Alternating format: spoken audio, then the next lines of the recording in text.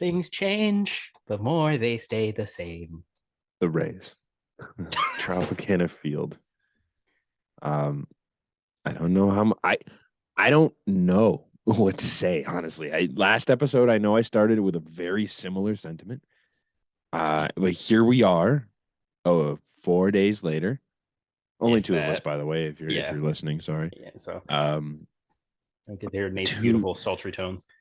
Yeah, 4 days later, and what were the three games? Do you have the scores written down? Yeah, 20-1. Yeah, 7-3. So 26 runs in the past 3 days. And they have one win. And they have won one game. For really being honest with ourselves here, it's 16 runs. Got 10 of those off of Luke. Yeah, Rayleigh. you're right. You got 10 of those off of Luke Rayleigh. That's fair. I don't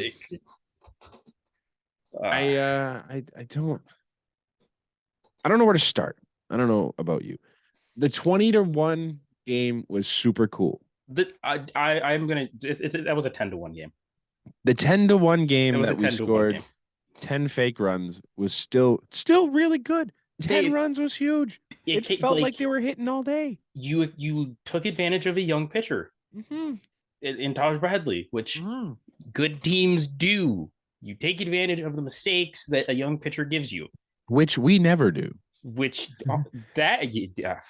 seems like anytime there's a player that's come up and like is in like their first 4 starts of their career, the Jays never hit. I mean, was that last year or 2021 with Kyle Bradish from Baltimore? I think it was last year where he had like 6 starts. 3 of them were against the Jays, and his ERA was like a 4.5. Yeah, but against the Jays, it was like a 1.2. We just don't hit unless there's a massive scouting report on someone. They don't hit them. It's just it blows my mind. Like tonight, we're recording mid Minnesota game. It's the 9th inning, the first game of the Minnesota series. Varland 3 runs, and they were home runs by the same people. Do you know Varland's first name? It's Gus, I believe. Gus. Oh, okay. I mean, actually, I think there's 2. There's Gus and Louie. Okay. One of them, I think Gus, brothers. I think yeah. I think Gus is on the Twins, and I think Louis on the Brewers. I think. Okay. So, good for them. Yeah. But, obviously, the last time we spoke, we had just lost game 1 of the Rays series. I think. Yeah. Or we were in the. I don't know. Whatever. No, it was just after that game. And we talked about the AL East and how much I don't think it really means anything to whether you lose there or you lose other games. It's all the same. But however, going 2-12, yeah, that's a little different. 2-12, losing games in your division, I'm not that torn up. Losing this many games, you're 2022 Red Soxing it. Yeah, it's not it's not great, especially when you scored 20 runs in one game and then come back the next 2 and score 3 in both. Hey, but like we'll get to it later. But one of those 3 in one of those we can talk about it right now because one of those games you relied on Kevin Biggio and Nathan Lucas. Yeah. If there's one home run hit in a Toronto Blue Jays game, you might go through 11, 12 players before you assume it was hit by Kevin Biggio. I think it's safe to say. Yeah. I mean, right? Yeah. And that's the guy that hit your only homer in the third game of the Tampa Bay Rays series after you scored 20 runs the night before. Off of Jason Adam too. It wasn't like a schmuck. No,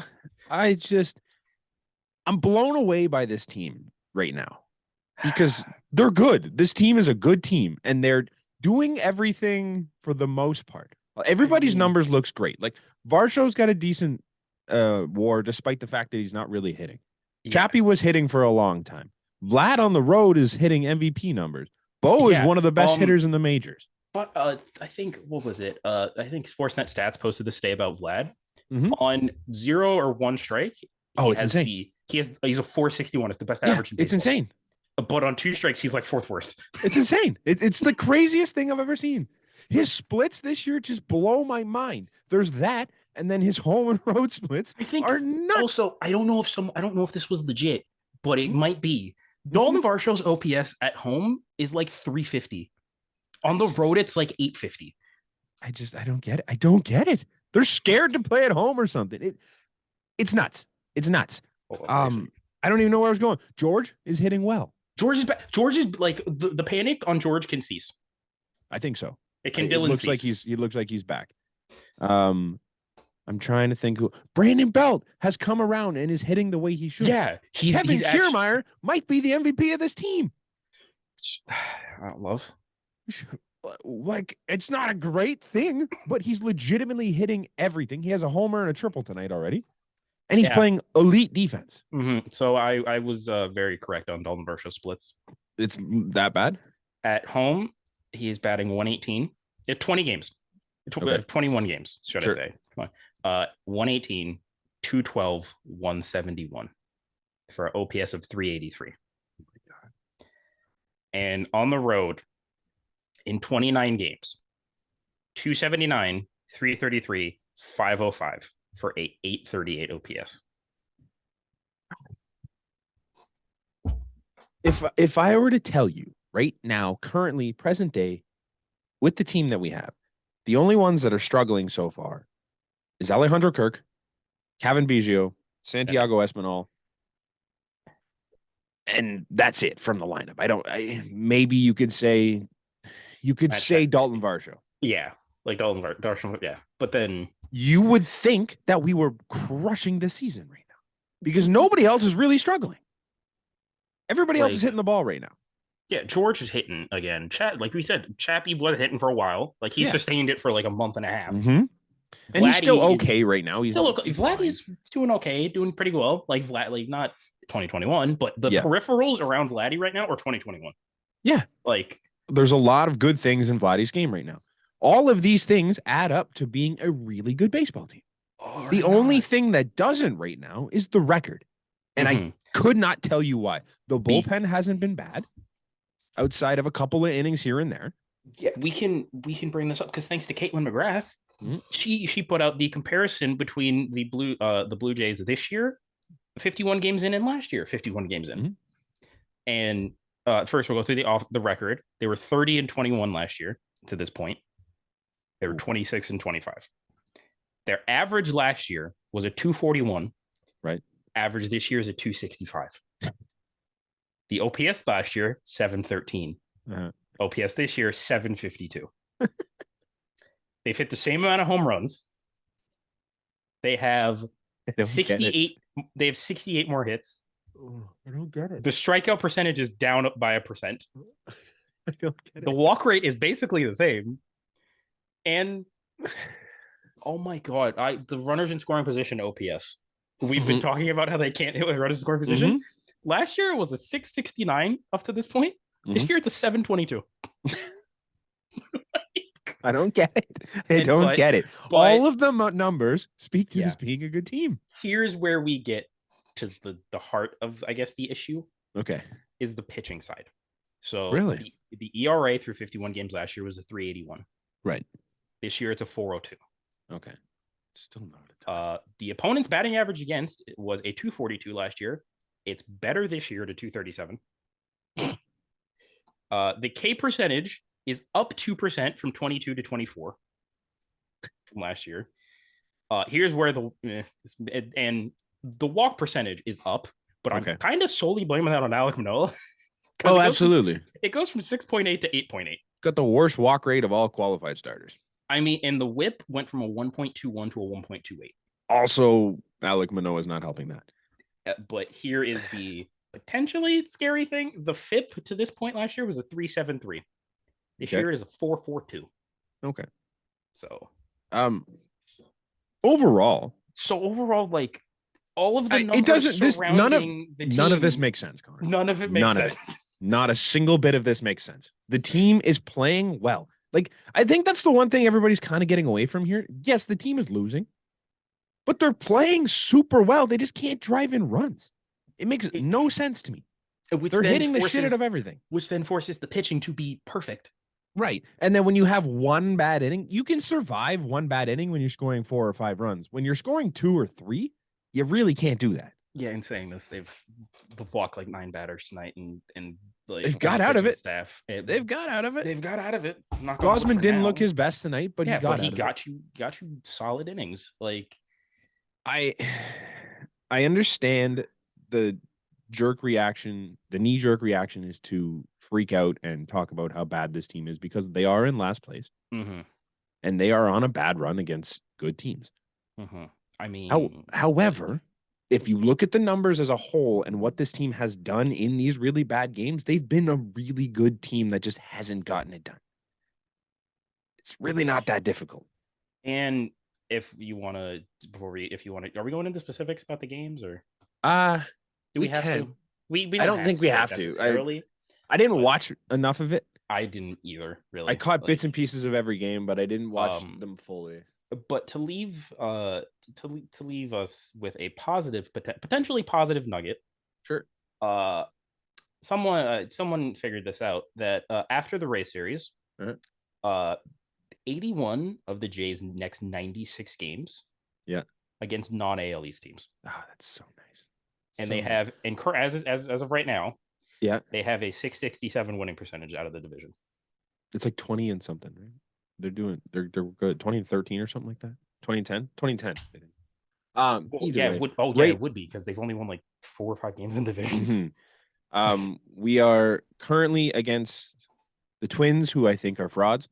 They're literally a 500 team. They're not good. And we're currently winning tonight. Knock on wood. Then you go from the Twins to the Brewers, who are currently losing. The last time I checked, it was 10-1.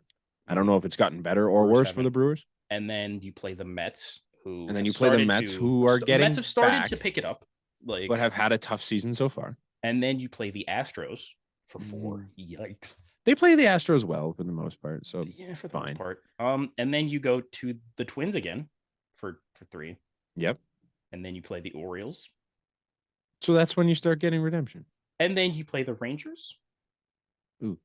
And then you play the Marlins. The Rangers are currently slapping. They slapped Baltimore tonight. Yeah, that's who it was. They play the Marlins after the Rangers. And they finally have a lighter schedule. At June 23rd, they will finally play a team under 500. It is the Oakland A's. Okay, yes, but also I don't like the Twins. The Twins aren't that great that year. Like I think they've had an easy schedule, have they not? Didn't we talk? I mean, they play in the AL Central. Right, that's an easy schedule. As a person who likes the AL Central team, the Brewers play in the NL Central. Yeah, and the Brewers. The Brewers are not the Orioles. They're not the Rays. They're not the Yankees. And they're not the Red Sox either. They're not even the Red Sox. I mean, the Red Sox have been skidding, but the Red Sox, they can fucking mash. Yep. They've got a good lineup. I don't fear the Brewers the way that goes. No. Yes, we went on this skid in the last 7-10 games. What was it? The sweep of the Braves? It was the sweep of the Braves, and then it was the lost 3 out of 4 to the Yankees. 3 or 4 to the Yankees. Swept by Baltimore. 3 out of 4 to the Rays. So 11 games? 3, 4. Yeah, 11 games. 11 games. 2 wins and 2 and 9 in their last. So 11. We had a 2-9 stretch in this 11-game stretch. There's nothing saying we can't go 9-2 in the next 11. With the team, if you take the numbers that have come out of the last 3 weeks of baseball and see what the Blue Jays have done without scoring runs, if you just manage to score 1 or 2 more a game, you could potentially come away 9-2 in the next 11. I remember it was the 5 for 50 on the homestand. Literally, if that's instead of 5 for 50, if it's 9 for 50, they win 3 more games. Yep. And this homestand is it's a shit homestand, but it's not 2-9. No. Baseball is absolutely ridiculous. Yeah. And things like that are gonna happen. Definitely. It's just it's wild. Just this fan base. Who knows? It's insane. The amount of takes I've seen on Twitter in the last 3 days have blown my mind. People are trying to trade Vlad. People are talking about trading how bad the Varsho trade was. Man. The one thing I have seen people tweet talking about, and it kind of is very concerning. The lack of a farm system anymore. Sure. Fine. It's this like just the depth and like supplementing in house. Got a lot of that one. Wait, what? What happened? What'd you do? No, what you? I thought you said got a lot of that one, and I'm like, no. Fuck, Buxton hit a home run. No, he got a lot of it, but he didn't get all of it. Yeah, all right, cool, good job. Okay, yes, no, the farm system's not great. Yeah, you got a lot. You got Holy a lot of shit. it. All right, we'll take it. The farm system isn't great. Because however, a lot of them have graduated in the last 2 years. Yeah, I think Joel Reuter, he put out a Bleacher Report. He put out his rankings of the farm systems. Do you want to know who number 28 was? Was it us? It was us. Yeah. 28. Okay, fine. I think the only two ones worse, I think, were the. Well, God damn it, I had this up earlier. I believe it was. I think one of them was the Astros. Nice. Like, which kind of. So we're in good company, is what you're telling me. Yeah. Here's the thing with that is when you look at our team and what we're made up of, odds are that Vladdy's here for a long time. Please, there's a good chance that Bo Bichette's here for a long time. George Springer is still here for another. George Springer's got a couple more years, and maybe honestly, more if you sign him again. Feels very weird to say that he's on the back half of his deal. That contract flew by. Yeah, George. Varsho's here for at least a few more. Varsho's here for 3 more after this one. I hope Kevin Kiermaier's here for the rest of his life. I could easily see Kevin Kiermaier still being here. Sure. Yeah, Chris Bassett's still here for 2 more after this. Barrios Kevin Gosman's here for 3 more. 3 more after this. Barrios is here for 5 more at least. Manoah's probably here for a while. I don't know if that's a good thing right now, but he's here for a while. He's here for a while. And then you look behind that. Yes, the majority of the bullpen still here. Like Romano's still on his rookie deal. Meza, I think, is still early. Nate's still early. Meza's Arb, I think. Yeah. There's a lot. What I'm getting at here is there are a lot of guys that are under control for a good amount of time. And JAYS win. Yep. Take it away. Game 1. We're already back on track. Yeah. Now, yes, we don't have a deep system. Don't get me wrong. I'm not going to sit here and try and peddle you that we have a good system. Right now, it's 3 people. And one of them maybe is Justin Abel. Which would be? So there's Barger, Barriera, and Tiedemann. Barriera, okay. Yeah. Well, that's fine. Because realistically, in the next 3 years, you might need to replace a rotation spot, some bullpen arms, and 2 or 3 positions. Third base, second base, and then an outfield probably spot. An outfield spot. Like, which, if you think about it, we have a guy that's primed if he has a good season at AAA to take the third base spot, Addison Barger. Right. Like, or second if you really have to. Like, and you hope that you can get Matt Chapman signed to a reasonable. If you get Matt Chapman signed, you're not going to have a hole in this team for a little bit. Yeah. At least 3-4 years. And your championship window can be that 3-4 year run. You don't need your farm system to be that deep. Would I love to be stocked with starting pitchers like the Houston Astros were? And the Dodgers. Yeah. And the Dodgers, yes. And Tampa. Well, Tampa's broken. I don't understand that. Tampa could bring me up and turn me into a Cy Young contender. I don't really understand it. Yeah, they'll take me, who hasn't pitched in 3 years, and make me a 3-5 pitcher. It's insane. I don't know what they do. But you don't necessarily need to have a deep farm system to do it. The reason we don't have a deep farm system is because we've been pretty good for a little while here. I mean, we had a stretch of 2-3 years where they were bad, but 15, 16 went really well. And 17, 18, 19, not so hot.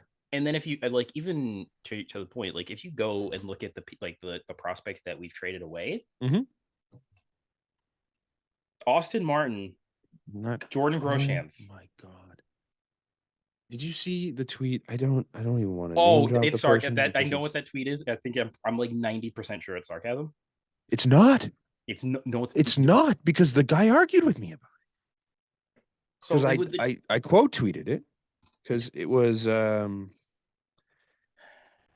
guy said, like, "Rest in peace to the future. Austin Martin in AAA, Jordan Groshans in AAA, Gabby Moreno crushing it in the majors. These 3 will probably turn out to be studs in the MLB in the coming years." And he added pictures of like Martin's 2022 stats, Grosjean's stats in AAA this year. And then obviously Gabby's doing good. Gabby's doing good. We knew that was going to happen. Like Gabby was a good catch. Like the whole thing was we just didn't have Gabby. A spot. We didn't trade Gabby because he was bad. Yeah, we'll talk about Gabby and Kirk in a second. Yes. But so I quote tweeted and I'm like, is this satire? Like it has to be, right? Because I think what Grosjean's OPS is like 670 something. Yeah. And so was Martin's in AAA. And Martin's was like 670 something last year. Grosjean's this year is hitting 230 with 2 homers, 22 RBIs, and a 640 OPS. Those aren't good numbers in the majors, let alone in AAA. That's bad. He can't make the Marlins. The Marlins. And I mean, he is 23 years old. Like, yeah, it is, but he's 23 years old. He's not. Yeah. It's not to the point where it's like, oh, he's still young. He'll figure it out. This is around the time where if you're that good, you're going to be up.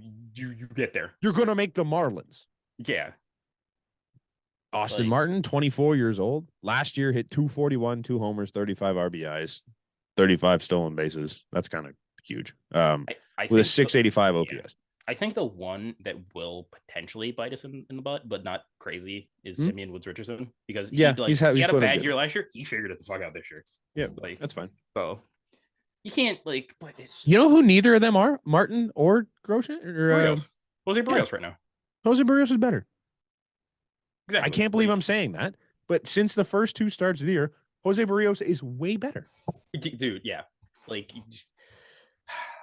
So, anyways, I quote tweeted and asked if it was satire. He responded back, absolutely not, and put the stats of Cav, Santi, and Jano.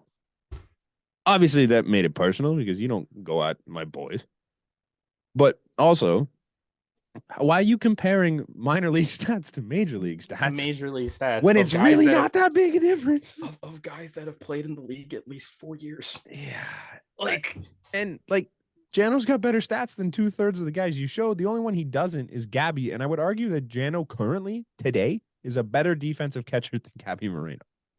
Gabby's got the tools to be better. He's got a better arm. But currently, Jano calls a better game. I think in 3-4 years, I think Gabby is a top 5 catcher in baseball. For sure. But Gabby was not a part of the window. No. The presumed window. I would have. We'll transition here. Because obviously when that trade happened, you and I talked about Varsho back at last deadline. Yes, because we know what he was a guy had led all outfielders with outs above average last year in 2 positions in the outfield, which side note, he doesn't play that position with the Blue Jays, which is like crazy. Makes no sense. Either of them. Yeah. And he's a guy that has a lot of power. He hit 27 home runs in Arizona. Yep. So we were in on Dalton Varsho last year. This is not new to us, and we expected that trade to come, and we expected it to be a catcher. At the time, I don't know if you were pounding the drum as hard as I was, but I was really thinking Kirk was the move. I definitely I was if there was a 3-way pie chart, I was like 20% Jano, 40% Gabby, and like 40% Kirk, however that works out. Yeah, I think that checks out. I was like, it was Gabby or Kirk. Yeah, dude, I failed grade 10 math. But you got that one. I got that one. But then as the year, because I thought if you get rid of Gabby, you have your all. You have Kirk was an all-star starting catcher last year. We're not gonna. That's obviously something. Right. And he is a great pitch framer, which I will get to later on if that's gonna make much of a difference anymore. He was Alek Manoah's catcher, literally, and but as the year went on, I was like, okay, yeah, Gabby's there, and then we saw Gabby played 25, 26 games with the Jays last year. And he just didn't really... He didn't stick. Granted, he didn't get consistent playing time, which is what he needed. But to Jay's credit, to Jay's, not to diss the Jays, they weren't going to give him consistent playing time. He wasn't going to... Even this year, I don't know if he would have got... Say we trade Alejandro Kirk. Do you think Gabby Moreno gets consistent at-bats at the major league level? I definitely think he would get the same amount of at-bats that Kirk's getting as I don't know if he gets what Kirk's getting. I think somewhere in between what Kirk gets and what Espinal was getting. Somewhere in between there. Espinal was getting nothing for a while there. Like he would be getting like, because obviously fine, he would be getting like April Cav amount of at bats. Yeah, Gabby's not DHing. That's just not going to happen on this team. Gabby would not be the DH. It would be. So you're talking strictly secondary catcher behind Danny Jansen, who is now catching was catching 4 of the 5. We really buried the lead, by the way. Yeah, we did. Was catching 4 of the 5 guys in the rotation. So it's just, Gabby wasn't going to do this here. Mm-hmm. But once you finish your point, I have a question to ask you. It's all compounded with the fact that Alejandro Kirk has got off to a terrible start this year. Yeah. Not only defensively, where he was never touted to be a great defensive catcher to begin with. He was solid last year. Solid. He was solid last year, bad the year before, but everyone seemed to just forgot that happened. He made an improvement last year. Yeah, he did. Which is and needed. Now he's an average catcher, I think we could say. Yeah, I don't even know. But you can live with average catcher if it's above if the average. Bat is what his bat was last year. His bat's not that right now. No. If you look at his baseball savant page, and I know a lot of people are kind of you're either super for or super against the whole baseball savant idea, but it's a lot of blue.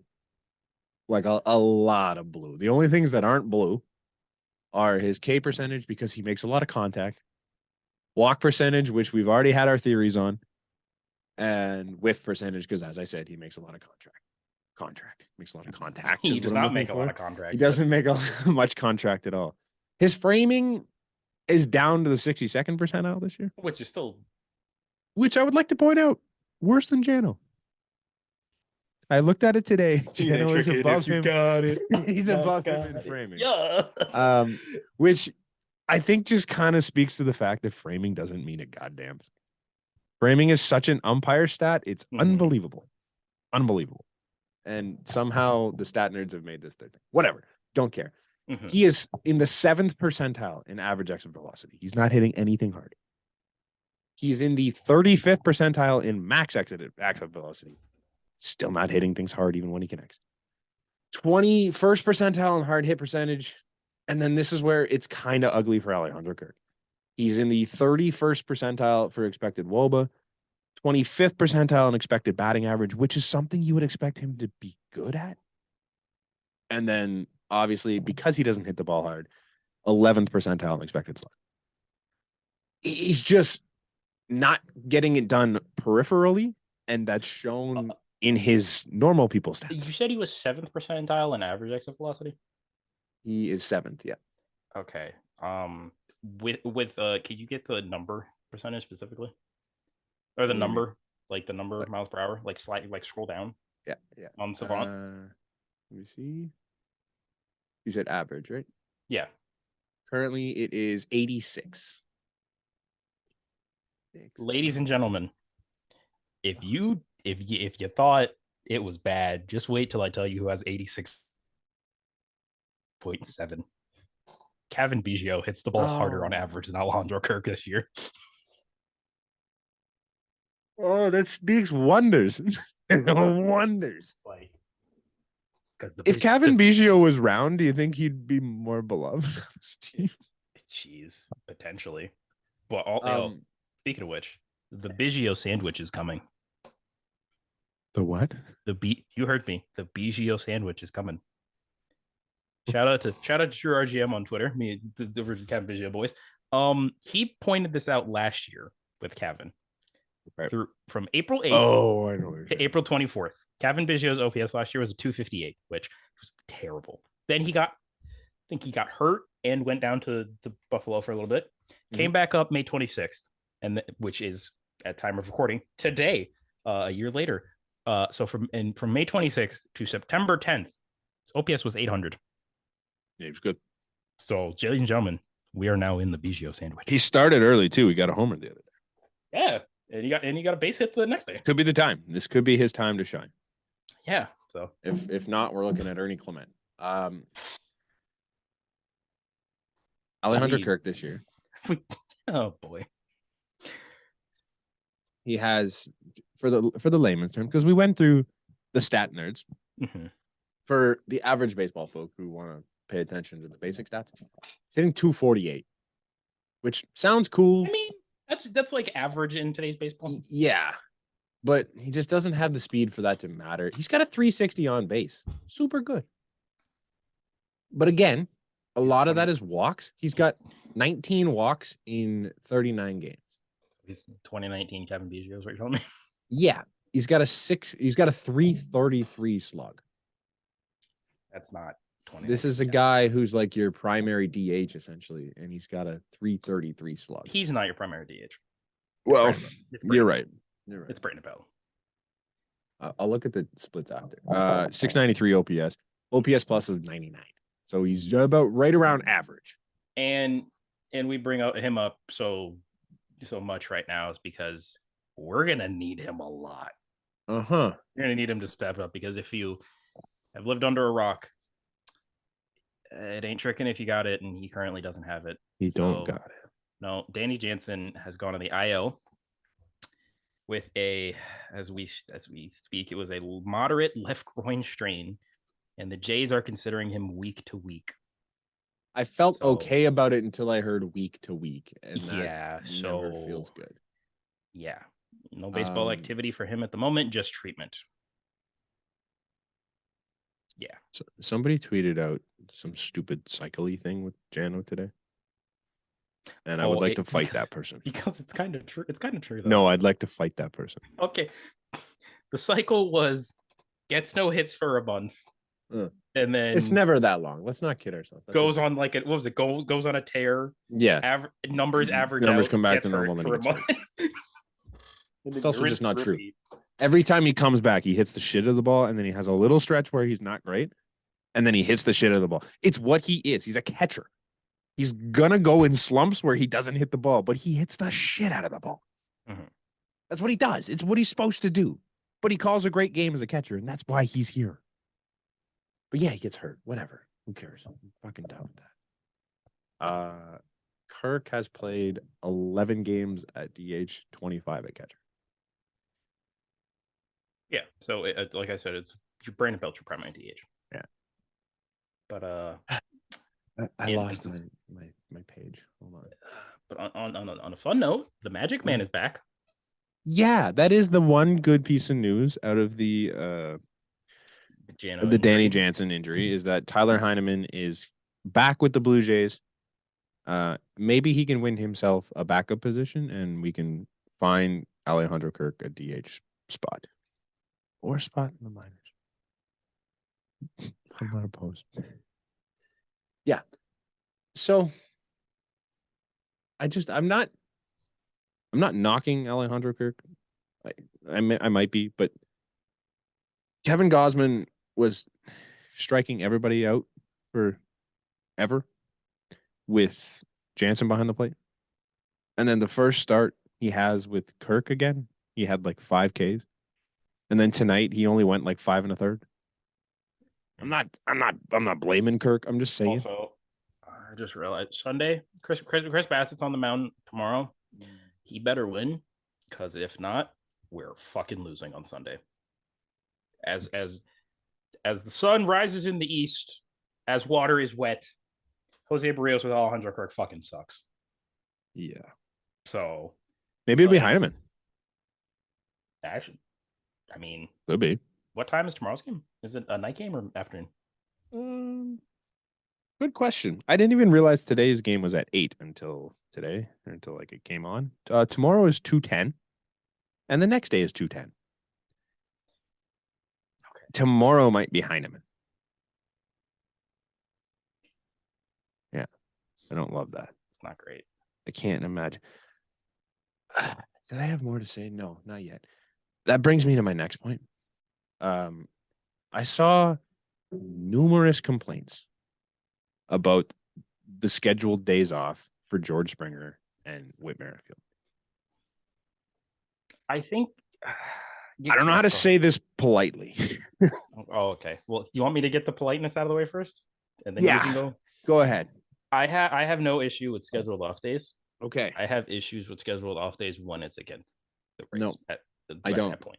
I don't because I don't give a fuck if George Springer plays a random game in May. My goal is not, I don't care if George Springer is doing his thing every single day of the week in May. I would like him to be healthy when games matter.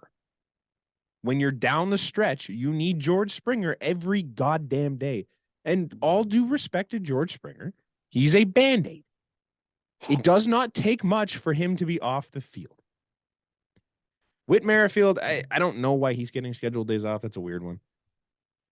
But guys like George, because you have three other people that can play where he plays. Right. I think that just kind of plays into it. Guys like George, guys like Kevin Kiermaier, even guys like Vlad, and I would say Chappie too could probably use a few days off. They are guys that need to have their days now so that their legs are underneath them in September and October. It has nothing to do with how well they're playing. George is hitting the shit of the ball. Yes, that's great. I don't care. You need to be good in September and October.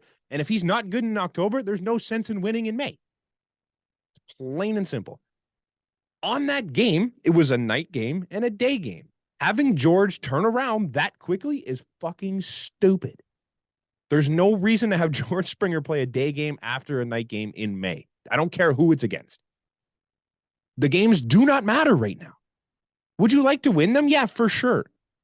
Are they must-win games like some people have been saying the last 2 weeks? No. These are in no way are these must-win games. Until it becomes a must-win game, there's no reason to change George Springer's scheduled days off. Just does not make sense. It's the most ridiculous argument I've seen over the last week. And I'm not here. Just completely stupid. It's just like, you just don't know what you're talking about at that point. If you're arguing that guys shouldn't be sitting because they don't need days off, you have no fucking clue what you're talking. That's all I'm saying. Mm-hmm. I had a lot of anger built up this week. Different tweets, and I'm just there's so many little things. There's so many little things that have been said, and I'm like, you're just fucking stupid. So many things. Someone was trying to defend Kirk because of his framing stats. I'm like, framing's an umpire stat. Let's stop pretending it isn't. Oh, just small thing. Mm-hmm. Back on Alejandro Kirk. We don't need to dwell on this too long. But we can.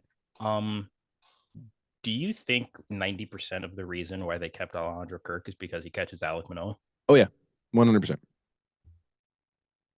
I don't know if it's 100% of the reason, but 100% that's a part of it. It's a big reason because that's his boy, and it worked. We just saw him nearly win a Cy Young with his boy. Yes. And also, a second question. Do you think we keep Lourdes if it's Kirk going to Arizona and not Gabby? Mm-hmm. I think the trade is more likely 1-for-1. If it's last year with Kirk, it's more likely to be a 1-for-1. Which then makes... just like... I'm sure I could go find the clip of us talking about it. I, at the time, said we should be Kirk for Varsho. Yes. I'm pretty sure we agreed. I was 50-50 with it. Like, yeah. We didn't mention this earlier, and I think it probably should have been mentioned. The boys had a players only meeting. Yeah. Oh my god. Pure anger is going all directions. It's great. Yeah. Okay. But yeah, they had a players only meeting that Matt Chapman didn't realize. He got asked about it, and there's like, wait, how do you guys know about that? Yeah. Kiermaier did the same thing. He's like, I didn't think you would know about that, but let's just keep it within the boys. I'm like, cool. Yeah, that's fair. That's really all there is to say. Yeah, they had a players only meeting, and what did they do tonight? They won. But they won. Doesn't matter, Connor. They won. They can't run the bases. I don't know what to tell you. Holy shit, dude. I don't know what to tell you. George and Kevin both have commitment issues apparently because they just could not commit to going or staying. Not great. Vlad's lost. I don't know what happened there. Vlad had a terrible game, but we'll cruise past that because he's been good on the road.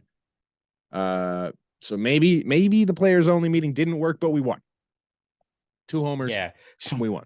Someone put it best. Shit game against an AL East team, you lose, you get beat bad. Shit team against the shit game against an AL Central team, you fucking win. You squeak out a win. Because it's the AL Central. Mm-hmm. Like, you squeak out a win, and you kind of showed your hand on what the big game bullpen looks like right now. Yeah, so yeah, we can officially say, not on a technicality anymore, that the first man to get his hot take correct is Mr. Brant DeBow with his take that by the end of May, Nate Pearson would be the setup man. And gosh darn it, he was.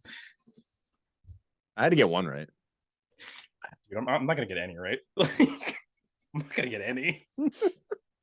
I had Cav getting an 800 OPS. I had Trevor Richards. Hey, you have to go off, but I had Trevor Richards being an under 4 ERA. Like, yeah, I had it's still possible. I have Jose Barrios in a top 10 Cy Young finish.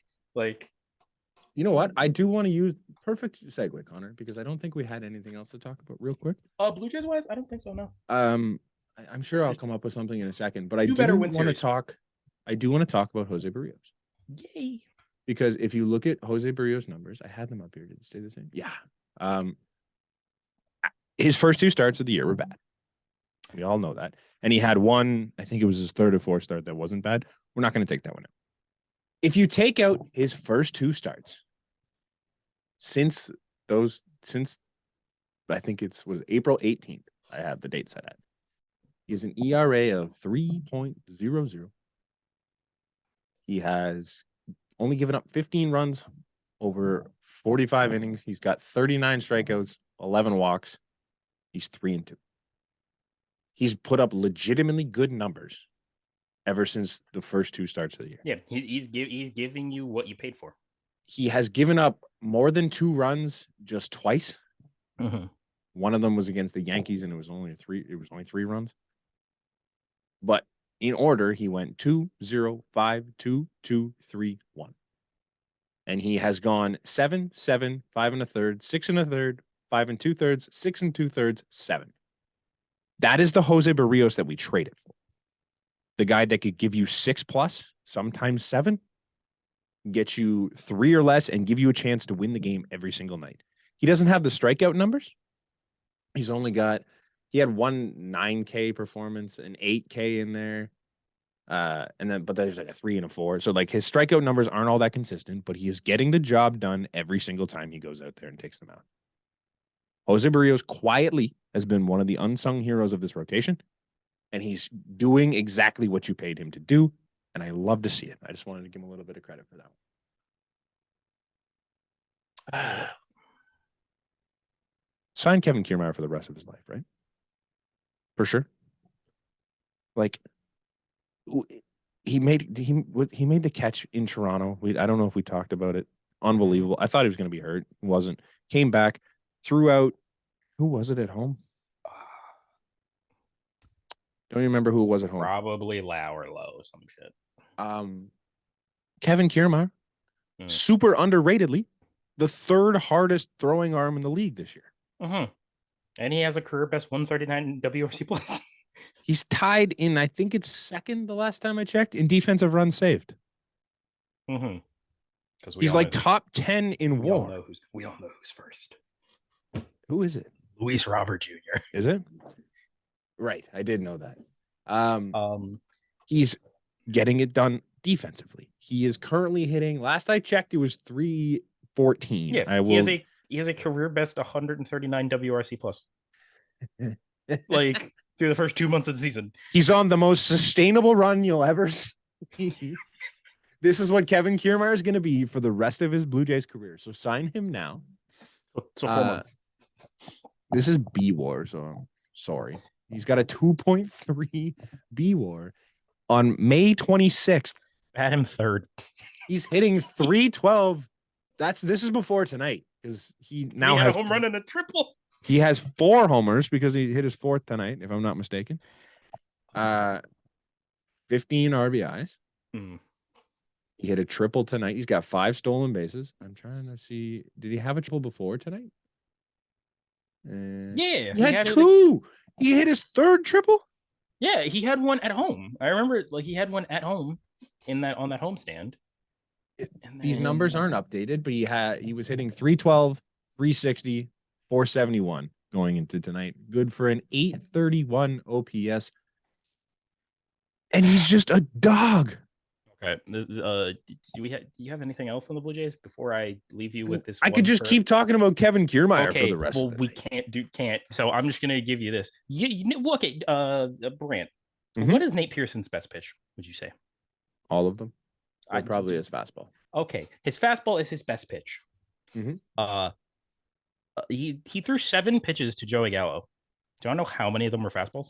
Probably 1. I wouldn't fucking 1. Alejandro Kirk is not seeing the pearly gates of heaven. Like, he threw 6 curveballs to Joey Gallo. Yeah, I wouldn't throw Gallo a fastball. That guy hits everything. He's a guy that can turn around real quick. I don't fuck around. I'm not playing with fire because the rest of the Twins lineup doesn't scare me. I would like to apologize. I overranked Kevin Kiermaier's arm. He's 4th. He's 0.2 miles an hour slower than Victor Robles. It's kind of crazy. You know who's ahead of him? Think you could guess the 2 guys that are ahead of Kevin Kiermaier? Probably not. No, you might get 1, I think. Are they obvious names? 1 is obvious. Ronald Acuna Jr. Ronald Acuna Jr. is 96.5. Hunter Renfroe. No. Hunter Renfroe's 6th. That's funny. Okay. You're in the right track. Wrong league. So he's NL. Okay. He's NL. Brenton Doyle. I feel like that's your guess every time we do that. Because it's an obscure Rockies player. I'll give you a really good hint. They are coming here in the next series.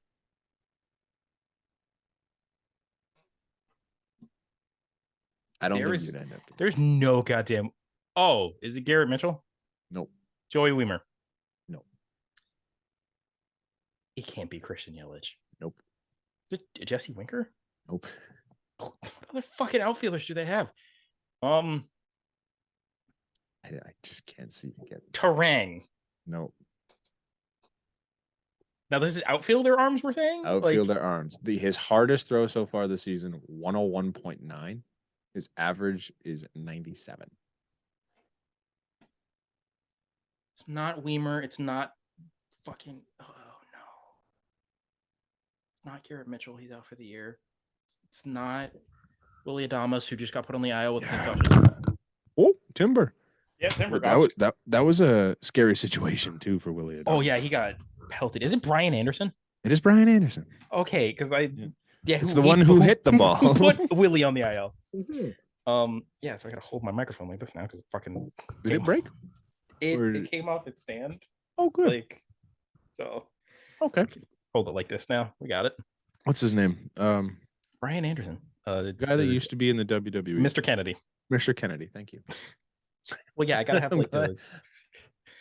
You should set that up. Just hold it like this the rest of the podcast. Hold it like this. Yeah, perfect. There you go. It's like an interview. It's still good on the audio side. We're good. Yeah, you're fine. Okay, good. Yeah. So yeah, that was Yeah, that's I just continue to talk about Kevin Kiermaier. Stop. Nothing. We got to be done with the Blue Jays. I think so. If I think of something else, I'll bring it back up. But yeah, for sure. So oh no, I'm not done. Sorry, I'm not done. Yep, keep going. I'm not done. I forgot. This is a Blue Jays podcast after all, so we got to talk about the Blue Jays. John Gibbons is not fit to be the fucking manager for the Toronto Blue Jays. Can we stop pretending that's who's doing this? I've seen it 3 times on Twitter. I've seen other podcasts talk about how dumb it is, and I would agree with them. But I've seen multiple people say that this team would be better if John Gibbons was in charge. And I would like to point out that that is the dumbest thing I've ever heard. John Gibbons was not a good manager for the Toronto Blue Jays in his time here. John Gibbons was handed, he literally gift wrapped one of the best teams we've had in recent memories. And he squeaked through because they brought in David Price and Troy Tulowitzki. They won on a miracle run that had nothing to do with him. And then they couldn't even take that team and win the division the next year. Yeah, they went like on a 78% win streak after they got Price and Tulowitzki. Winning percentage. They had a miracle run of Josh Donaldson playing MVP caliber baseball for 2 years.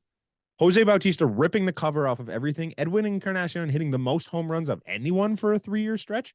A guy who came out of nowhere and was on steroids. Chris Colabello came and won us games.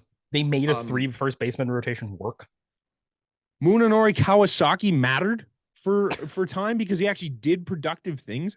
Kevin Pillar figured out how to play defense. Michael Saunders was an all-star. Like, we're talking about just miracles that happened. He almost got fired. Let's not forget that. You had a guy that was able to be one of the best relievers in baseball, and then the year after win a fucking ERA title as a starter. Yes. You had one of the best closers in baseball. Yes. John Gibbons, if Kevin Pillar doesn't hit a home run in San Francisco, John Gibbons probably would have got fired in 2015. Oh, yeah. You cannot tell me that man is going to come in and help this young group of idiots win anything. He's not the guy for this team. He's not. Not in the slightest. No. If anything, he's the same as John Schneider personality-wise, but I don't think he's as in-your-face as John Schneider is, unless you talk to Ted Lilly. That's a different situation. Over his career, I'm pretty sure he's well under 500 as a manager. If it weren't for Josh Donaldson, no one would ever speak of John Gibbons again. Let's be real. Like, it's embarrassing. Let's never talk about that again. It's not going to happen. And it should never happen. There's one managerial candidate for this team for the rest of 2023. Next year, maybe it changes. For the rest of 2023, there is one managerial candidate for this team, and it is John Schneider. They're not moving on from John Schneider. This is this team. Don Mattingly. No, because it's the same thing. You're not changing the room. You're not changing anything. Yeah. The only guy for this team right now is John Schneider, and he will run the team until the end of the year, and they will look at it as fit. There's no way you can fire 4 managers in the time that you've been there. 3 managers? 3 managers, sorry. In the time that you've been there. Gibbons, Montoya, and Schneider would be the third. Right. You can't have 4 different managers and not fire your GM. So there's not a shot in hell that Ross Atkins is going to get rid of John Schneider 8 months after he hired him. Uh-huh. It's not happening. Unless the Jays decide to not win a game for another 3 weeks. Sure. If they just never win again, then we'll probably see the end of John Schneider. We'll probably see the end of Ross Atkins. We probably see the end of a lot of guys in that staff. And rightfully so. But unless that happens, unless we go on some Oakland A's style run here, John Schneider is going to be the manager come October 1st. Let's stop pretending like anything else is going to happen. John Schneider hasn't been that bad. John Schneider's not the reason that they're not hitting with runners in scoring position. John Schneider's not standing out there holding a baseball bat. John Schneider's not running off a third base and getting thrown out. It's not John Schneider. I think I've talked about that 4 episodes in a row now. I think we brought up John Schneider. And I don't get it. I don't get it. Because there is no point in bringing it up anymore. At all. No. I'll probably keep doing it. Oh, yeah, for sure. We definitely will. It's just a matter of people getting over it. Mm-hmm. Oh, that was the other one thing I meant to bring up earlier. Clement, pinch hit for Varsho. Doesn't sound great. Makes sense. Varsho can't hit lefties. It's the optics of it. Yeah. Oh, I know. It doesn't sound good. And the trade became a big topic. It's like, well, why are you trading guys for someone you don't want to hit? It's because he can't hit lefties that well. In that situation, it doesn't hurt. And Clement did his job. He had a sac fly. Yeah. It is what it is. Who cares? It's one at bat. Try and win the game. Like, we're so concerned about wanting to play these guys because these games matter. But when you do the statistical better move, now it's just like, well, why would you do that? Because it makes more sense. I like Varsho. I think he should play a lot. But in situations like that, I don't mind pinch hitting him for someone that can hit lefties better. I like Santiago Espinal. If there's a righty on the mound, I like Kevin Biggio better. If that's my two options, that's the one I'm going to. I like Kevin Biggio. I like Whit Merrifield better. Whit Merrifield statistically has been the better second baseman so far. Or not second baseman, but better player to play at that position. It just makes sense statistically. It's the same thing.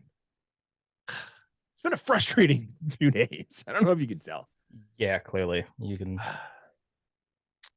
Shout out to Bo Bichette, because I haven't done enough Bo Bichette defending lately. Yeah. Did you see that when he laid out the other day? Made a beautiful play. You also see how great his defense has been lately? Yeah. You also see how he hit another home run tonight? Did you see that? You see how he worked like an 8-pitch at bat? Or no, he fouled off 7 straight and then just dumped one into right center. Heck, I can hit. See how he leads the league in foul balls? When doesn't he lead the league in foul balls? I'm pretty sure he also leads the league in opposite field hits. He also leads the league in hits and average. He's good. Yeah, there's my Bo Bichette defending for the day. Yeah. So are we finally off of the... I think we're off the... You want to just stick with the Twins real quick on Carlos Correa? Sure. Because it came out yesterday, or a couple days ago even. Carlos Correa has been diagnosed with plantar fasciitis and a muscle strain in his left foot. So maybe those physicals had something? Yeah, but I also think it was... I don't even think it was the same foot as the ankle issue. Oh, no? I don't think it was that. Like, so... Crazy, yeah, but he played tonight and he looked fine. It sounded like he was just headed for the IL, and all of a sudden it was like, yep, nope, Carlos Correa's in the lineup tonight. We're like, batting second, like not even down the line. Nope. Crazy. I don't know. I mean, if we're being honest though, he hasn't really been good this year. So no, he hasn't. No. Like, this is also the injury that like plagued Pujols for 2 years, 3 years, whatever it was. He just looked like he wasn't relevant, and all of a sudden got healthy again and was Albert Pujols, like vintage. So, not great for Carlos Correa, but I really don't care. I'm not a Correa guy. I've made that very clear. Yeah. What is this thing about robo-umps? So this is in a Jeff Passan article. 3 days a week in AAA, they have been playing with full robo-umps. And I thought they were already doing that, or was that there was the challenge? The challenge, the independent league was doing the full robo-umps, but the minors was doing the pitch challenge. Right. Okay. So yeah, that's dude, it's coming. And I just hope it's good when it gets here. Like I would like it to be perfected. For all the video people, look above my head. That man will become a god. This man will become a god. Yeah. I was joking with the umpire in our game the other day because I got called out in a pitch that was like on my chin, bad pitch. And I'm like, if I don't swing at it, it's not a strike. And I'm like, that is the definition of Kevin Biggio, though. If he doesn't swing at it, it wasn't a strike. Because he's going to swing and miss a lot. But if he doesn't swing at it, it was probably out of the zone. That guy knows where the strike zone is better than anyone else. And he gets rung up so much on stupid stuff like that. Yeah, there was one pitch in Tampa. It was like a slider that was like a good 3-4 inches off the plate, and the ump went strike. And I'm like, bro, he's already not a great hitter. When he does swing, dude, could you just not, please? Yeah. Like, man, he definitely just like doesn't want. Yeah, I'm wishing Kevin Biggio success until the day he gets DFA'd. And even when he gets DFA'd, the next team that picks him up, I hope he plays well wherever he is. I will buy a fucking jersey. Yep. Yo, in a perfect, someone pointed it out, and it like really like hit me as far as like my fandom. Because someone tweeted out, Yoan Moncada's career is a roided up version of Kevin Biggio's. Yeah. Highly touted, in Moncada's case, extremely touted, infielder with athleticism to play several positions with great pull power and elite discipline, performed at a 5-win pace before falling off a cliff because health declined. I have a type. Yeah, that's your boy. Those are both my boys. Yep. I mean, at least one of them right now is an OPS above 700. Yeah. Like Cab will come back. It's fine. it's a BGO sandwich. Stay confident. Stay calm and Cav on. Did you know? I saw this tweet earlier. It's been 4,508 games since the Jays have had a streak of 10 plus losses. You would think it was 0, given the way that this given the way the last fan base 2 is weeks falling have apart, gone. you would think it just happened. Yeah, you know the most recent team. Fuck you! I know to who it lose is. 10 plus? It's the White Sox because they lost 10 plus this year. It was 24 games ago. Was their They 10 lost, straight dude. It was loss? because it was during they lost 10 straight during the Us. J series. Yeah. The J series is like 8, 9, and 10. Yeah. Like I thought that was kind of funny. Yeah, I didn't since mean then- to use it to bash on you. I just thought no, like, it's the fair. first part but, was kind of funny. Hey, you know what? The Jays are 2 and 9 in their last 11. Yeah. The White Sox are 8 and 3 in their last 11. Whoa. Coming So- back? Are they below 10 games below 500 now? I think they are like Nice. but they're Single digit. But as of right now, thanks to that Blue Jays win in a 12-3 shellacking of the Tigers, 5 games out of the division. And they're 10 games out of 500. So fucking, they're so bad. Division is so bad. What else we have on here? So the A's finally have a settlement reached with the city of Las Vegas to determine how much money will be given to them for the ballpark. Like, I don't want to talk about the A's anymore. I don't either. I know we have to, but I don't want to talk about them anymore. Yeah, Great. there's also Great. there's also a rendering of what the stadium looks like. Oh yeah. It's Is it glass? It's terrible. Is it the Talking Baseball one here? Yeah, it's like it's not great is the rendering. Like it's the rendering has it on the Vegas Strip. Like What the hell's going on with the roof? it's a partially retractable roof. Partially, so it doesn't fully retract? It doesn't fully retract apparently. So what Do do you I have guess- a rain delay if half the stadium is raining? I guess it's more so to do with the sun. Like this, yeah, It's so bad. it would seat 30,000. There's still so much foul ground. Why? Yeah, they didn't change the foul ground it's like they just took the A's field and went plunk. and would plunk at a Vegas. retractable roof. Like, yeah, this is It's even got the big green wall in center, for God's sakes. It's the same thing, but the Mhm. MGM Grand is behind it. yeah. Instead of I'm surprised it doesn't say Ricky Henderson Field somewhere. yeah, seriously. So speaking of fields and the dumps, American Family Field, home of Flight Deck podcast legend Mark. Oh, If you know, you know. I forget. Mark was the guy who received the message on the video board. Oh, Mark, Saying we're just friends. We're just friends. Oh, I forgot. And the Brewers went about on to walk Mark. that off. Shout out to Oh, Mark. To this day, we still don't know who you are specifically, but shout out to you, Mark.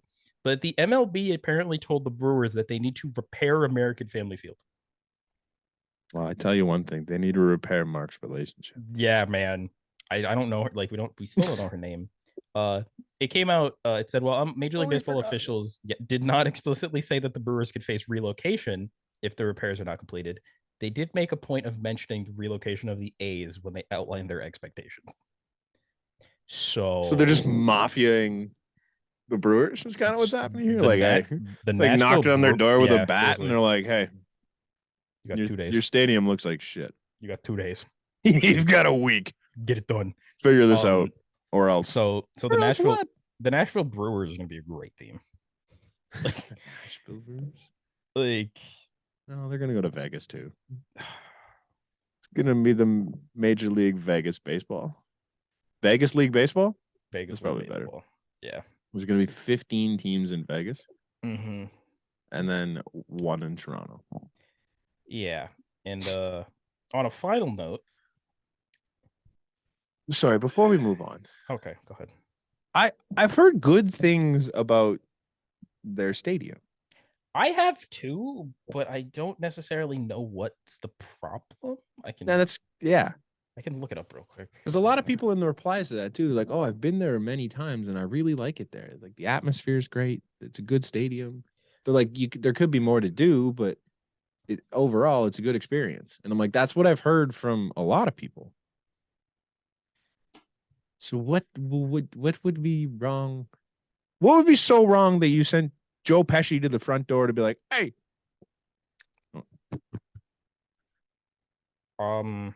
So apparently the Brewers earlier this year said that American Family Field needs an estimated $448 million in repairs. Let's see, under the terms of the lease. How are they repairing? This is a great question. We changed our whole upper deck for $300 million. Like, I'm trying to figure. Let's see. Major League Baseball. Public finance of Milwaukee Stadium has been highly controversial since the Southeast Wisconsin Professional Baseball District was created in 1995. Funded primarily through a new 0.1 sales tax. I think it was mainly to do with the Brewers. I guess it's something to do with like. Are they sitting on buckets? I was gonna assume like the toilets are probably bad. Like, it's a trough. I guess probably. I think Buffalo has a trough still. Like the Bills. Sorry, that was. And I think the Red Sox have a trough. That's always been a strange. But yeah, that's a. I'm super curious as to what would be wrong with this place that you're like sending the hitmen after them. Yeah, that's the confusing bit for me. Maybe it's the slide, because buddy that went down the slide last year and broke the guy his on arm. the Dodgers announcer that broke his arm because he went they're like, you know what, we can't have anyone more doing that. Yeah, he went arm first to the wall and broke his. I think he cracked a rib. It wasn't even like an arm. It was a rib in his arm. Yeah, like he had like a cast on the next game. Like that's yeah. So but in our final news, everyone's fucking favorite person to hate on, my favorite person to hate on, Zach Hampel, continues to be a piece of shit. Because this is a couple day thing here. So there was a guy named AJ who is known as, if you've seen the Cedric Mullins meme or heard the Cedric Mullins audio of Cedric Mullins, I can't escape him. He says that he's an MLB streamer, very popular. He's bound to a wheelchair. So when the Orioles were playing the Angels, they invited AJ out to meet Cedric Mullins, took a picture and everything. It was kind of like his night kind of thing. Mm-hmm. And Cedric Mullins hit a home run, caught by Zach Hampel.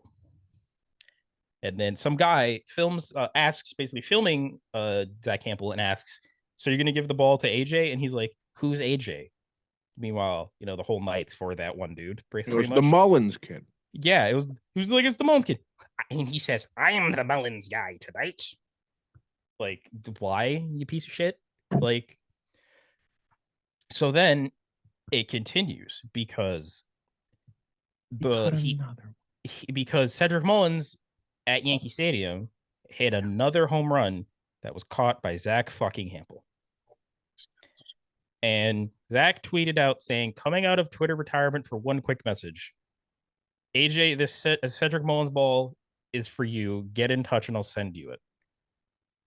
Which, like, bro, you got cyberbulleted to be a regular caring citizen. Like, this is like the perfect opportunity for AJ to like be the hero of the world and just be like, "No, get fucked. I don't want your fake heroism. No thanks." I have a question, not for you, but just, and it's not going to get answered today. How does one become a fan of Zach Hampel? Like, what has Zach Hampel ever done to make you like Zach Hampel?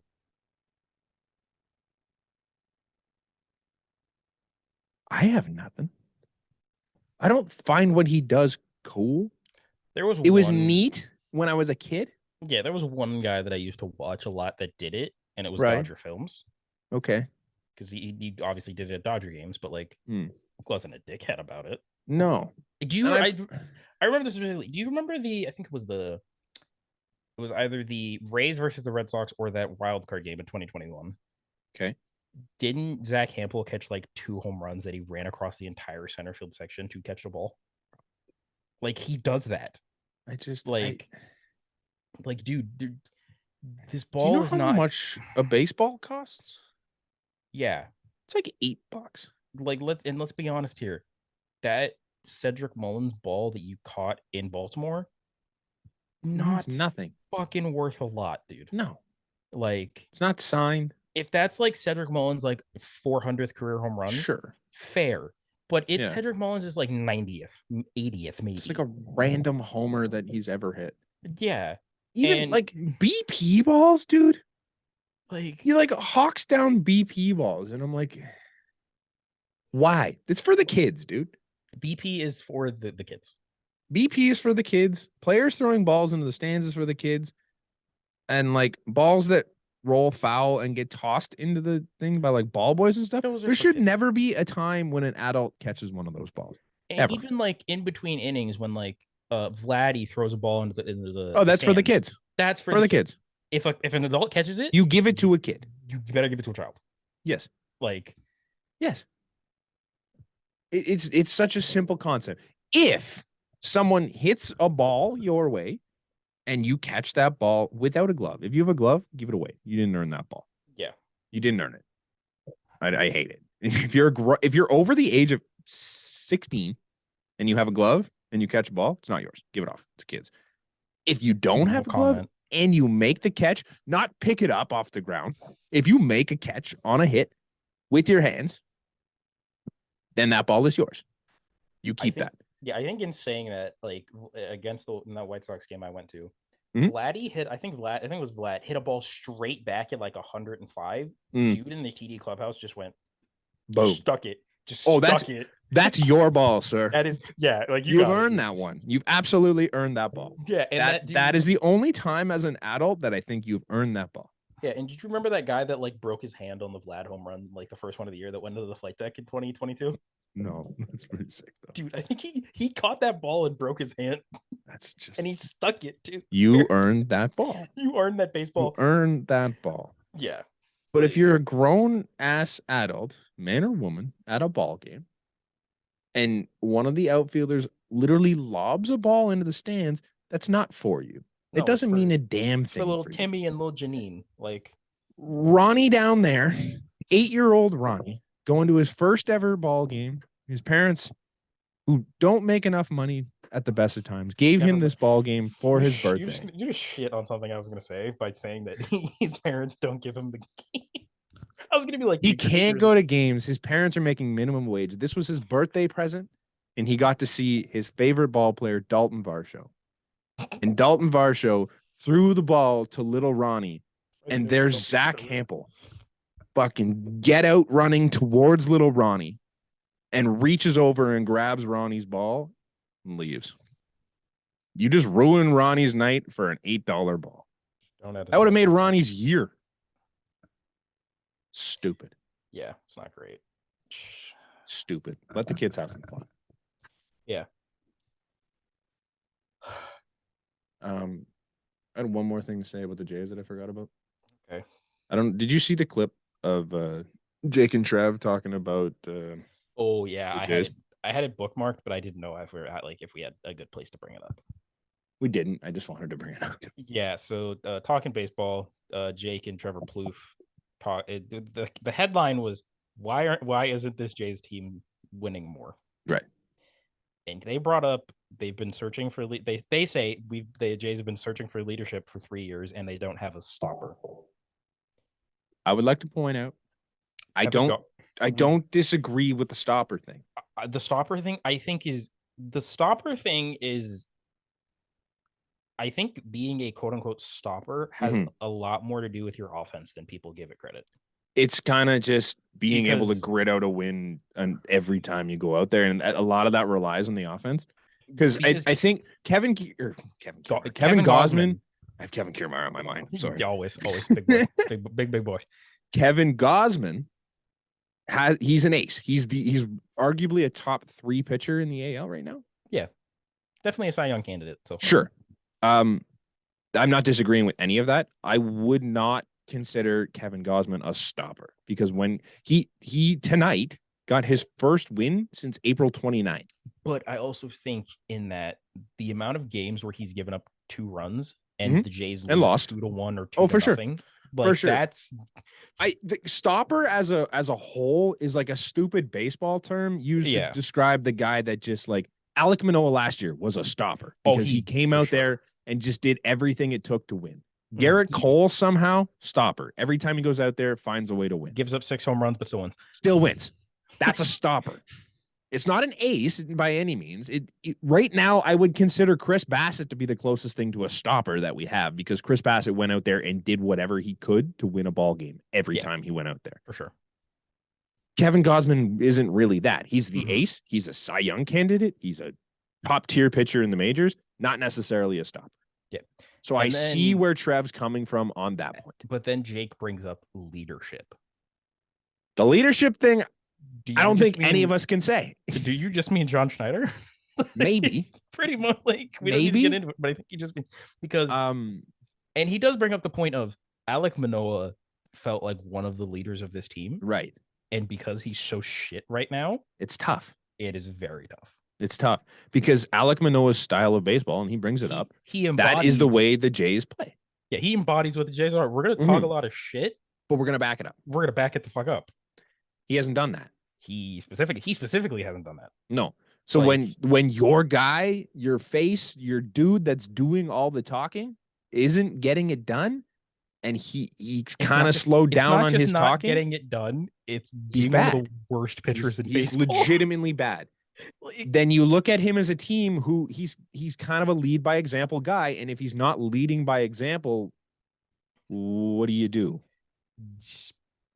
It's great to be fired up in the dugout, and maybe George is in there doing his thing, and maybe Chappie's in there doing his thing, and I can't see Vlad being a leader, to be honest. No disrespect to Vlad. I just don't see him as like a leadership guy. He's fun, but I don't see it. But I don't know who else in this team would be a leader. Kiermaier, I guess, because he's just the Bassett. But Bassett just seems like a quiet dude too. I see where they're coming from a little bit. I don't agree necessarily because I do think Matt Chapman is a really good leader in that group, and I think they've all said that. I can't speak to George Springer in the locker room because I haven't heard a ton, but he seems like a personable guy who gets the team going. So maybe he's a lead by example guy. George Springer, big fan of Uncrustables. That's so strange. The commercials. We could have a whole other discussion on commercials with this team. I'm waiting, dude. Burger Boy. Dude, there's Burger Boy. There's Uncrustables now with George and Vlad. I'm waiting for like the Dalton Varsho Osmos ad. Oh, Jesus. Because, dude, Ryan O'Reilly has an Osmos ad. Who's the Stanley? He was here for 2 months. That was my favorite ad of all time. Fucking Nola Chari had Tim Hortons ads now. Ryan's because his nickname was Cookie. Who's the Stanley? Dude. Yeah, but I'm waiting for like that Dalton Varsho like Osmos ad or like someone is gonna get the. There's no way Kevin Kiermaier doesn't have a commercial by the end of the year, right? Oh, exactly. I'm waiting for that Kevin Biggio TD ad. Oh, Jesus. Like no, George Springer's got that locked up. Oh yeah, George Springer. Dude, the ads where he's like sitting in the chair in the outfield. It's just like, what are we doing? Nice save, Romano. Oh, dude, have we seen those in a while? Like, I feel like we haven't seen those Mary Browns ads in a minute. You, not me, because I'm Jordan Romano. Oh man, how the hell did we get here? Uncrustables. George Springer, big fan of Uncrustables, man. Oh, that was it. I'll trade you my lunch. Nah. Bro, my bat? You can tell like 80% of those laughs are genuine. Like, they couldn't complete the they're so dumb together. Like, but yeah, the Blue Jays won. We're having fun. The bars. Anyways, what I was trying to say on that whole Jake and Trev thing is a lot of people are like, oh, they don't know what they're talking about. They don't watch this team. They literally say that every episode. Like, you don't have to tell them that they don't know about our team. You also prove Jake's point that he says in like the first 15 seconds is I'm a Yankees fan, so my words fall deaf on the Jays community. like in that clip, and people went nuts. I'm like, man, listen to their podcast once.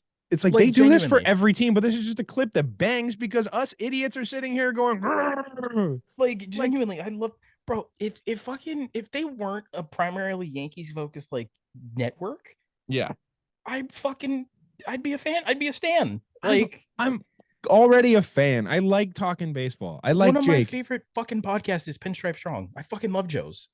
Like I like Jake. I don't understand. Like, yeah, he rattles some cages here in Toronto. Fine. But like but generally he's a pretty unbiased dude when he does the podcast. Kind of know what they're talking about as much as we don't want to admit that. They watch a lot of baseball. They are Yankees fans. Yes, most Yankees fans suck. They're good. But they are good content creators and they're good baseball people, man. Yeah. I don't like that they're trying to do Blue Jays merch. I don't love that. I mean, but that shouldn't happen. But I did. It's the fact. Yeah, we didn't even bring that up, the whole Boba Fett T-shirt thing. But what I found out about is they're officially licensed by the PA. Yeah. So they get like. So the players get money. Also a nice fucking T-shirt. It is. It's a really nice shirt. We could recreate it. Which also, yeah, but we probably shouldn't have like a straight image of like we have on our old merch, because oh boy, that could let us in some hot water. They can cease and desist me, but they haven't. They can Dylan cease and desist. They can Dylan cease and desist. Yeah. Yeah. I think that's all. Yeah. There's probably more that I wanted to yell, but I'm sure I'm gonna go on Twitter and see some other dumb opinion. And yeah, I'm currently scrolling and I'm not seeing anything. So that's like nice. That's always a good thing. Wins never bring out the the losers. I mean, Brant, your favorite minor leaguer is out hitting over 100 again. My favorite minor leaguer since May 10th, Aurelvis Martinez is batting 289, 385, 844 slugging. I don't hate Aurelvis Martinez. I just like I keep forgetting. Dude, how old do you think Aurelvis is? He's young. He's only 22. He's like 21. Yeah, he's not old. He's so young. He's got so much time to figure this out, man. Yeah. He hammers balls. He hit a ground ball like 113 today that he got out on. Like, let's relax. Dude, yeah.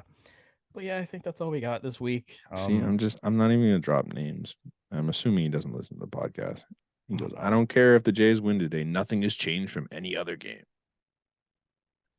What are we doing? I know the people. There's like 3 people that said that. What are we doing? I know all 3 that you're talking about. Oh, there's just absolutely ridiculous. They're not completely wrong, but it's just like I just can't, man. I can't with some people on here. Mm-hmm. But so we can probably wrap it up. I'm just looking for something else to yell about before we end, and I feel like that's just not a great idea. Yeah, because we'd be sitting here for another 45 minutes. This is kind of funny. Just a good one to end off on. With that win, this is some minor leaguer. With that win, the last place Toronto Blue Jays move a half a game ahead of the first place Minnesota Twins. I hate baseball. Fuck the AL I hate Central. it. I hate it so much. I hate it. Bro, it's the fact that, like, you know how if you like Google just standings, like on Google, and then you go to like American League, it's literally in order from 1 through 10. I know. And it's separate the 2 divisions. We have the 5th best record in the American League. It feels like anyway. Feels like it. But like, holy shit. Yeah. Yeah, but go Blue Jays, go White Sox. I'm surprised you didn't mention that I'm wearing a White Sox hat the entire fucking show. Like, I don't dislike the White Sox. I just think you need to slow down your White Sox love to speed up the Blue Jays record. Okay, I clearly it didn't work because I just bought this hat. Well, we had the intervention, and the next game they scored 20 runs. 10. That's not fuck off with 20. Scored 20 runs. 10, Brant. Come on. He scored 20 runs. Jano had the biggest home run of the year. To blow it wide open to 19. Our starting catcher. 19-1. There's another one. Oh, you know what? I would like to see. I'm pretty sure that there's an original to this because it's probably a copy pasta. It's the same one I just read. We're going to end this. We'll talk about it off the air. Okay. Thank you for listening. Yes. It was a ranty episode. It was very weird. Made it this far. I appreciate it. It was very weird being a 2-man again. Yeah. It's been like it's genuinely just been like 2 feels months. Different. It's been like 2 months, man. Feels different. It's been a while. Wait a minute. We got more? I need to check something. No, this is to do with like because this might be like 52. Is it? Yeah. Wait, because I posted the last one and it said 51. I'm like, oh, we missed 50. Motherfucker. Yeah. God damn it. Well, everybody. Yeah. Oh, our Cheaters Prosper episode was the 50th. Well, let's just addendum on this. 2 episodes late, but we made it to 50. You motherfuckers have listened to us for 50 episodes. Yeah. 52 now. What are you doing? 52 episodes. Like, who knew? If you're still here, yeah, we appreciate the shit out of you. Thank you. If you've been here since day one, since the day we fired Charlie Montoya. Yeah. I'm gonna I'm gonna try and do some more cool stuff for the people that actually do listen, because make it seem like we have 3 people listening. Yeah. I want to do, because I fucking had like a dick ton of stickers and I got rid of all but 4. So nice. The people that do care, we love you. We appreciate you. I'll get you some shit when I can. If you see us at the ball game, come say hi. I feel like I get stared at a lot, but no one ever comes to say hi. I'm trying to get to the a game on the Padre series. No, and also, fuck you, Brant. I'm saying this now. Fans, shame on you, because no one brought it up. No one tagged him on Twitter. Hey, dude, I'm on the verge of posting it. I'm on the verge. It's too late. It's done. No. Next episode's out. It's done. No. Brant, it's done. Brant, the episode where you fully agree to this is still in the air. It's done. No, you can go ahead and post that first clip. I'm gonna post the next clip. It's done. That day ended. No one said anything. It's done. That doesn't change the fact that you still agreed to no. Done. You still agreed. I don't need to be a man of my word. Orioles jersey. Done. Thank you for listening. No, everything's you know linked what? in the description below. Fine. I will be a man of my word. Sure. I will do it. All right. I mean, Connor's gonna wear some Orioles gear for you guys. So tag Brant on any social media. Nope. Brant, don't make me put out your phone number to the world. I will have people call you. I'm getting calls all day. I don't care. It's gonna answer the phone. Nope. Hang up. It's gonna be a job offer. Yeah. All right. We'll catch you guys. What day is it? Fucking Thursday. We'll catch you guys at the beginning of next week. Yep. Cheers. Did you just say today's Thursday? Oh, it's Friday, isn't it? It is definitely. Technically, it's Saturday. I think I've said that it's Thursday twice on this episode. Dude, it's technically Saturday when they're ending this podcast. Oh, God. Happy Monday, everyone. Yep.